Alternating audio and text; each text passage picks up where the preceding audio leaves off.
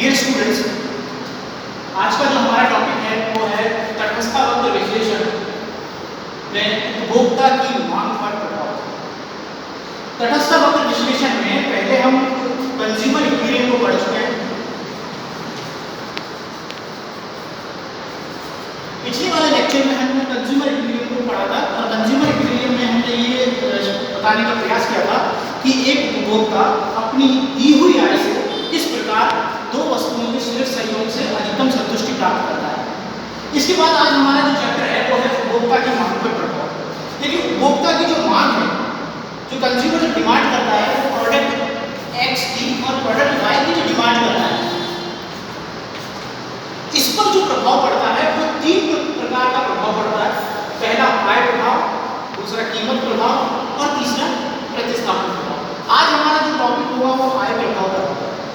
देखिए, मार्शल ने अपने उपयोगिता विश्लेषण के अंतर्गत किसी भी उपभोक्ता की आय और वस्तुओं की कीमतों को स्थिर माना।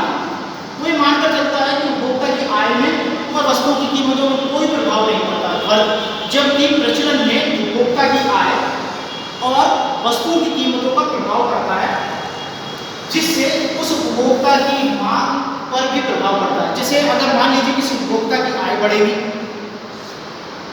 तो जाहिर है कि वो किसी एक पर्टिकुलर प्रोडक्ट की मांग को बढ़ाएगा। यदि कीमत बढ़ेगी तो पर्टिकुलर प्रोडक्ट की मांग को वो कम करेगा।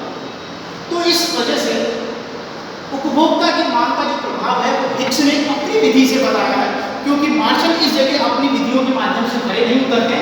वो उपभोक्ता की आय को बिल्कुल स्थिर मानकर चलते हैं, जबकि व्यवहार में कभी भी उपभोक्ता की आय स्थिर नहीं रहती, ये परिवर्तित होती रहती है। और इस आय के परिवर्तन का जो प्रभाव पड़ता है उपभोक्ता की मांग का, उसको हम आय प्रभाव कहते हैं। आय प्रभाव का साधारण शब्दों में अर्थ यह है, यदि किसी उपभोक्ता की इनकम बढ़ती है तो वो प्रोडक्ट एक्स और वाई दोनों की जो डिमांड है उसको बढ़ाएगा।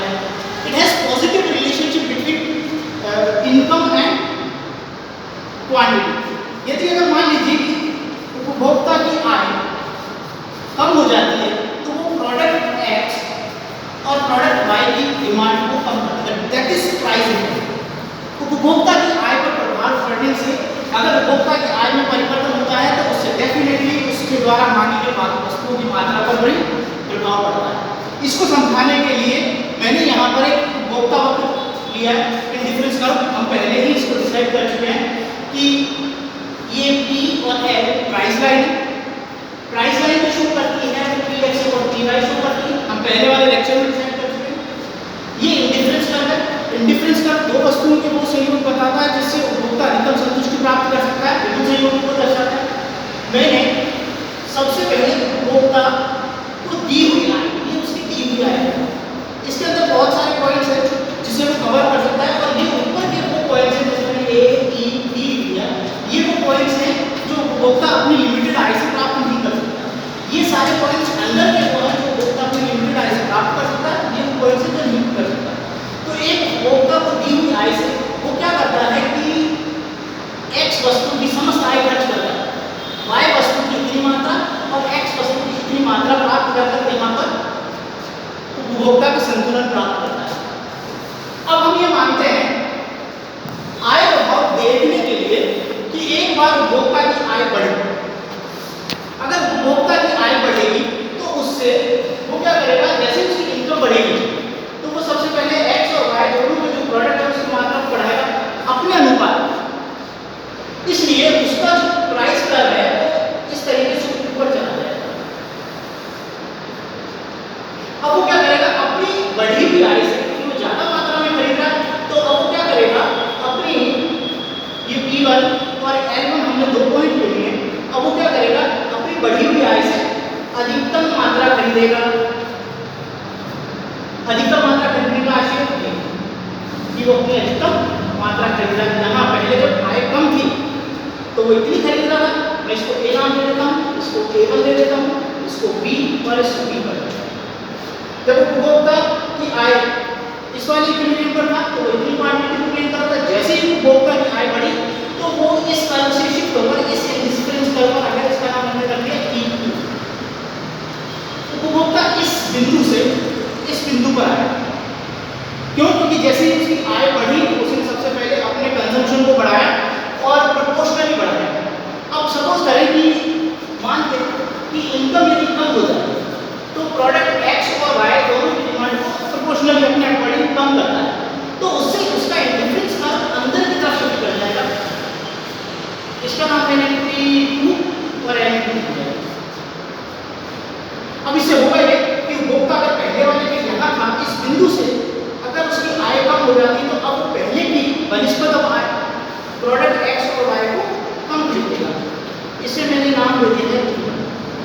लेकिन अगर आप देखें तो उपभोक्ता की आय का जो प्रभाव है वस्तुओं की मात्रा पर पड़ता है। अगर उपभोक्ता की आय बढ़ जाएगी तो ऊपर के इंडिफरेंस कर कुछ संतुष्टि के बिंदु पर पहुंचेगा, और यदि उसकी उपभोक्ता की आय कम होगी तो नीचे वाले संतुष्टि बिंदु पर पहुंच जाएगा।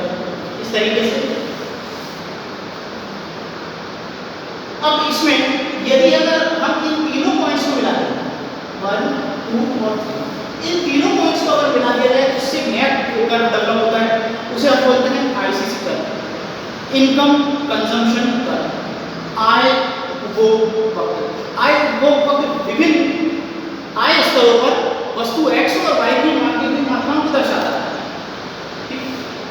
अब एक चीज और, आप इसका डिफरेंस देखिए, इसका डिफरेंस देखिए, इसका डिफरेंस देखिए, इसका डिफरेंस देखिए। हमेशा ये ध्यान रखने की बात है कि कीमत स्थिरता, कीमत स्थिरता अगर आप देखेंगे तो वहां पर PL, PL1, PL2 इनका जो अंतर है वो बिल्कुल समानांतर है। उसका अंतर समानांतर होने का आशय यह है कि वस्तु x और वस्तु y की सापेक्षिक कीमतों में कोई अंतर नहीं हुआ है, उनकी कीमतों पर आय का प्रभाव, लेकिन यहाँ उनकी कीमतों पर आय का बिल्कुल भी प्रभाव नहीं हुआ क्योंकि उनकी कीमतें वो की वही बनी हुई, उनकी सापेक्षिक कीमतों पर कोई प्रभाव नहीं पड़ा। यहाँ पर इंडिफरेंस पर E से E2 और E से E1 पर आने का आशय सिर्फ ये है, अगर वो E से E2 की तरफ आता है तो इसकी इनकम बढ़ी, प्राइस पर कोई इफेक्ट नहीं है, रिलेटिव प्राइस पर कोई इफेक्ट नहीं। अगर वो E से E1 की तरफ आया है तो उसकी इनकम यहाँ पर क्या हुई है, कम हुई है, प्राइस पर कोई इफेक्ट नहीं। वस्तु x और y की कीमतों में कोई परिवर्तन नहीं हुआ, इसलिए उनका जो व्यवहार होगा, जो अंतर होगा वो समानांतर होगा। इसीलिए मैंने PL और PL1 की रेखा को समानांतर दिखाया है क्योंकि कीमतों में कोई परिवर्तन नहीं है, सिर्फ उपभोक्ता की आय में परिवर्तन होने के कारण वो ऊंचे उदासीनता वक्र पर पहुंचा है। एक चीज ये इंडिफरेंस कर्व का आप जो शेप देते हैं, आईसीसी जो कर्व है ये शेप देते हैं। एक्चुअली आईसीसी कर्व का शेप ऐसा भी हो सकता है, जैसे मैंने यहाँ पर लिखा है y वस्तु, यहाँ पर मैंने लिख दिया है x वस्तु। अगर मान लीजिए कि ये इंडिफरेंस कर्व है, अगर वो इस शेप का है, मान लीजिए मैंने इसको दे दिया आईसीसी कर्व। आईसीसी कर्व को अगर आप देखेंगे तो इसका जो ढाल है, जैसे मेरी इनकम पहले E0 थी, फिर E1 यानी प्राइस लाइन मेरी बढ़ी, प्राइस लाइन ये शो कर रही है कि मेरी इनकम बढ़ती जाती है। तो जैसे जैसे मेरी इनकम बढ़ती जाती है वैसे मैं कंजम्पशन बढ़ा रहा हूँ, लेकिन कंजम्पशन जो मैं बढ़ा रहा हूँ उसका शेप देखिए आप। अगर आप इसको देखेंगे तो किस तरफ मुड़ता हुआ जा रहा है, वाई प्रोडक्ट की तरफ। किस तरफ जा रहा है, वाई प्रोडक्ट की तरफ। तो इनकम कंजम्पशन का अगर वाई प्रोडक्ट की तरफ जा रहा है तो इस पहले वाले में वाई प्रोडक्ट आपका सुपीरियर गुड्स है, और जैसे जैसे इनकम बढ़ रही है आप एक्स को यूज नहीं कर रहे, इसका मतलब एक्स आपकी इंफीरियर गुड्स है। सपोज कीजिए कि ये शेप इस तरीके से होता है ICC2, इसका मतलब जैसे जैसे मेरी आय बढ़ रही है तो मैंने क्या करा कि y वस्तु का उपभोग नहीं बढ़ाया बल्कि x वस्तु का उपभोग बढ़ाया। इसका मतलब जैसे ही मैं y वस्तु का x वस्तु का उपभोग बढ़ा रहा हूं तो इसका मतलब ये बढ़ा रहा हूं x वस्तु का उपभोग, जैसे जैसे मेरी आय बढ़ रही है मैं x की तरफ जा रहा हूं, तो इसका मतलब x सुपीरियर गुड है और y इंफीरियर।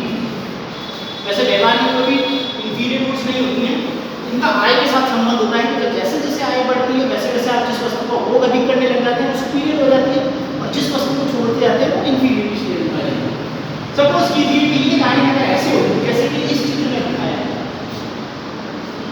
इसका मतलब ये है ICC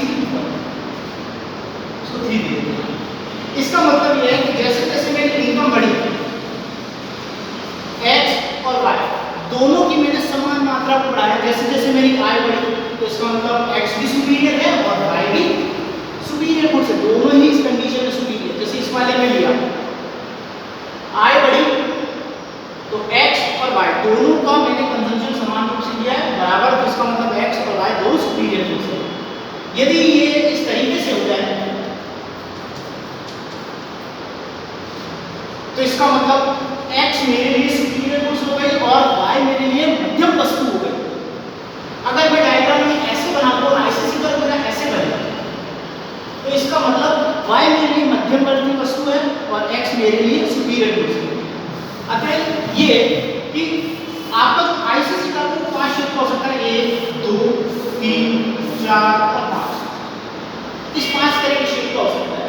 तो आईसीसी कर्व जिस तरफ मुड़े, आपकी आय बढ़ने के साथ साथ जिस तरफ मुड़े वो वस्तु सुपीरियर हो जाएगी और दूसरी वस्तु इंफीरियर हो जाएगी। तो आज हमने देखा कि एक वस्तु किसी उपभोक्ता की मांग पर उपभोक्ता की आय का क्या प्रभाव पड़ता है। यदि आय बढ़ने से मांग बढ़ती है और वह उच्च संतुष्टि के बिंदु पर पहुंचता है, आय कम होने से उसकी मांग बढ़ती है और निम्न संतुष्टि के बिंदु पर पहुंचता है। इस तरीके के आय के बढ़ने और गिरने से उपभोक्ता की मांग पर जो प्रभाव पड़ता है उसे हम आय प्रभाव कहते हैं। तो मेरे हिसाब से विद्यार्थियों आपको ये समझ में आया होगा। आगे वाले चैप्टर में हम प्राइस इफेक्ट को पढ़ेंगे और उसके बाद सब्स्टिट्यूशन इफेक्ट और नेक्स्ट हम इसको हिग्स का मेथड लेंगे। पर यह ध्यान रखना है कि मार्शल ने अपनी डेफिनेशन को उपयोगिता विश्लेषण में आय को स्थिर माना है, लेकिन हिग्स आय के प्रभाव को